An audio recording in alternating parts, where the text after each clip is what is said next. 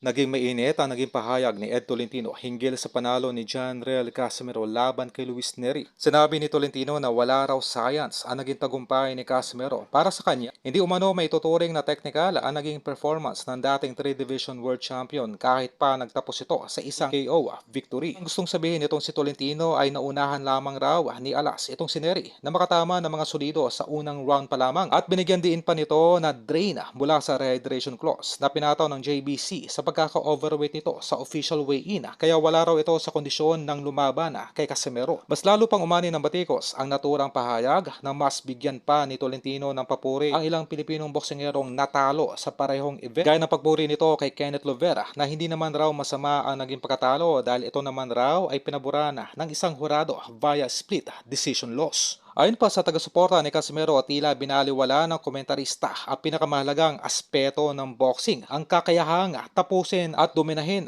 ang kalaban. It pa ng tagahanga na hindi basta-basta napapabaksak ang isang world-class fighter tulad ni Neri kung puro swerte o walang sistema ang ipinakita ng isang boxer. Dahil dito, nagkaroon ng mainit na diskusyon sa social media kung saan marami ang nagsabing masyadong minamaliit ni Tolentino ang naging tagumpay ni Casimero. Para sa kanila, anumang estilo ang gamitin ng isang boksingero, technical man o agresibo, ang pinakamahalaga ay ang pagiging epektibo nito. Well, ang aking opinyon patungkol sa bagay na ito, ang pinakamalinaw na sagot sa lahat ng kritisismo ay ang resulta mismo ng laban. Isang dominanteng panalo laban sa isang dating world champion at unang elite fighter na nagpatikim ng kauna-unahang knockdown kay Naoya Inoue.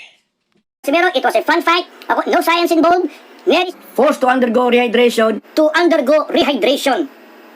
pinatay ni Neri ang sarili niya even before the fight. Okay, pinalambot niya ang sarili niya even before the fight.